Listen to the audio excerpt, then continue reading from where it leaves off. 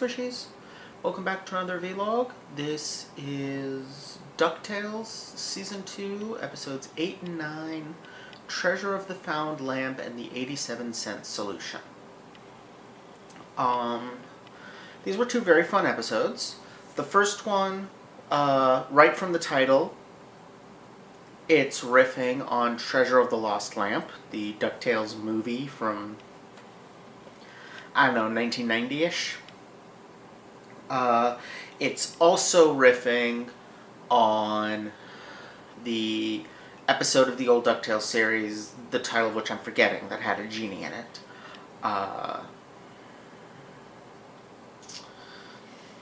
That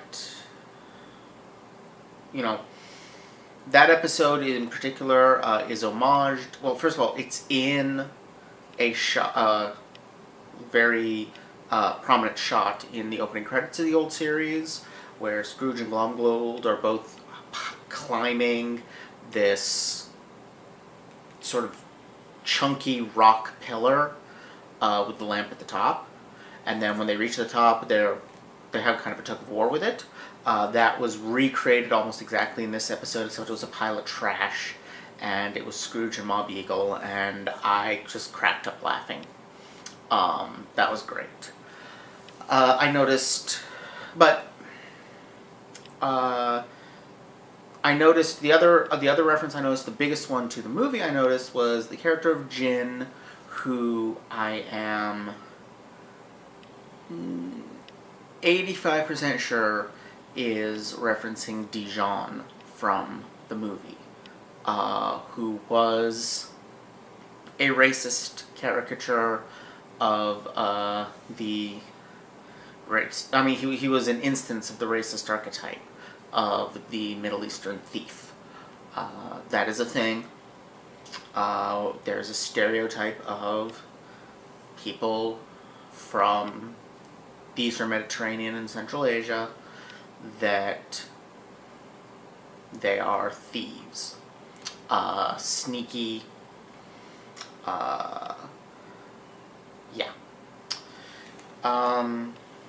They are, of course, no more or less likely to steal than anybody else.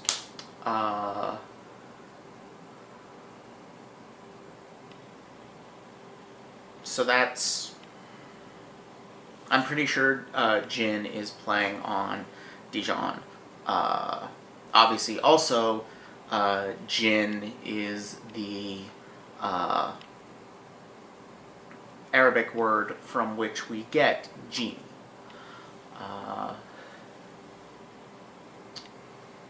Now,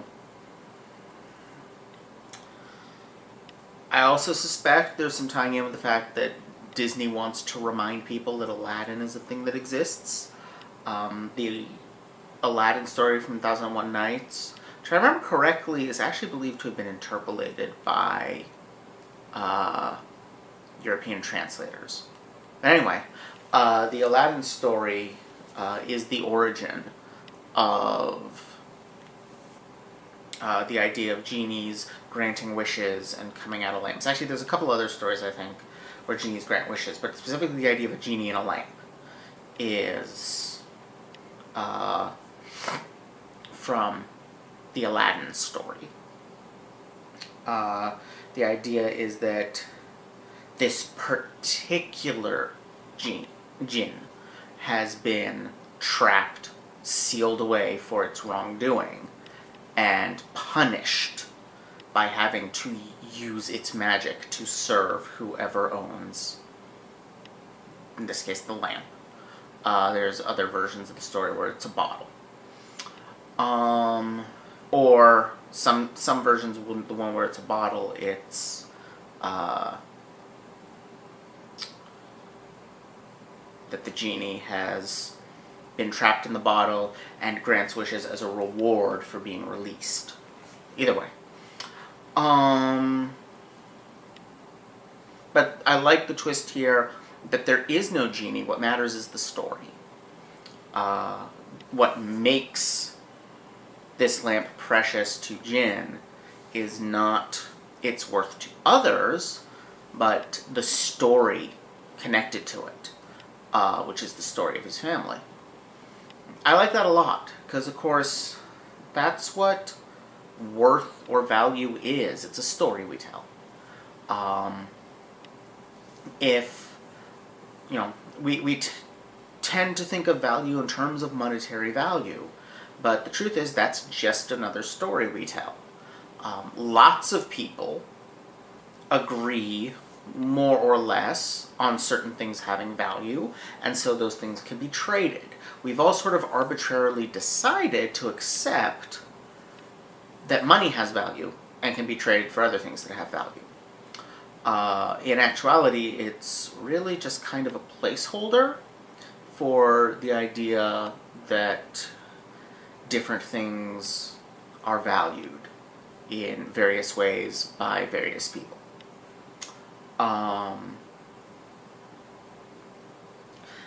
But we kind of tend to get away from that. We kind of tend to think of money itself as the value, instead of as a way of measuring the approximate average value. It's, if anything, a guess at how much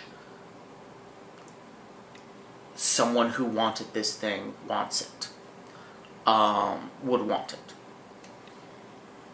It's not really, nothing has a value in itself. It has a value to someone, for something. In this case, the only person who values that lamp is Jin, but he values it a great deal. Its loss is devastating to him. And I like that. I like that they build it into this kind of funny story, but it's really a story about how important stories are and how value itself emerges from them. That's how valuable they are. They are the source of value. And that same kind of point continues on into the 87-cent solution in its own way, where Scrooge himself says, it's not the 87 cents being stolen that's the problem. It's the knowledge that his bin is no longer secure. And I actually get that. It's rare that I find myself empathizing with Scrooge. But this is a case where I do feel like I know how he feels. I've been robbed. And it's not the monetary value of... None of the times... I've actually been robbed a couple times. None of them was anything particularly valuable taken. First two times were my pocket getting picked. The last time was like 3 or 4 years ago now. And it was as I was coming out of the subway station near my apartment. Somebody, like these two kids, one of them came up behind me, smacked me on the back of the head, grabbed my headphones off of my head, and ran with them. It was actually the same skull candies that I wear when I do Let's Plays. I like that brand and that model of headphone. It's got a detachable cable, which means I can easily replace the cable, which is the part of the headphones that break the most. So a few dollars, I can make this, for a few dollars, instead of having to replace like a $50 pair of headphones, which is what they, they're like a $50, $60, $70 pair of headphones that he snatched off of my head. And that sucked. But I was able to replace them. It wasn't, the end of the world. It wasn't like they had stolen thousands of dollars or, broken into my apartment and taken everything. It wasn't anything like that. It was one thing that was, kind of a hit to replace, but at the same time, that's like 3 times going out for dinner instead of cooking it myself. I was able to make it work. And so that wasn't, but it still bothered me immensely. It was still really upsetting for me. And the part that was upsetting was not being stolen from. It wasn't even being hit. It was this kid laughing as he ran. It was the knowledge that this was done to me and there was nothing I could do about it. Like, this kid was like a foot taller than me, way, way fitter. There was no way I was ever going to have a chance of catching him. I never saw his face. I wouldn't have talked to a cop anyway, even if I did, because I, don't want to destroy someone's life over a pair of headphones. And so, yeah, there was nothing I could do. And that was what was really upsetting, was the feeling of helplessness, the feeling that somewhere that had always felt, if not quite as safe as being inside my own apartment with the doors locked, but, this was a place I had been through hundreds of times. It's, the subway station next to my apartment, I'm there all the time. And suddenly that was not a safe place. That was a place where something bad had happened.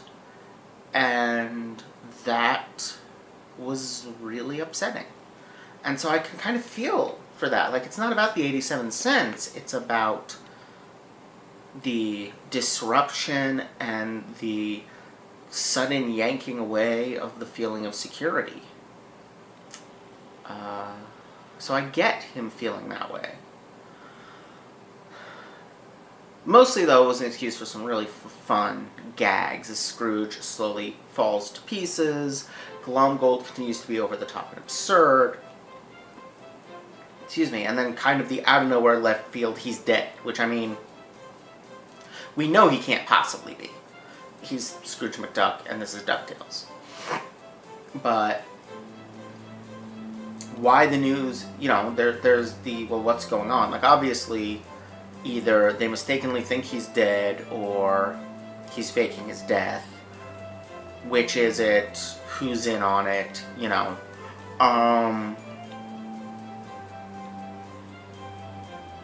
Those all become questions at that point. And so it was a fun twist.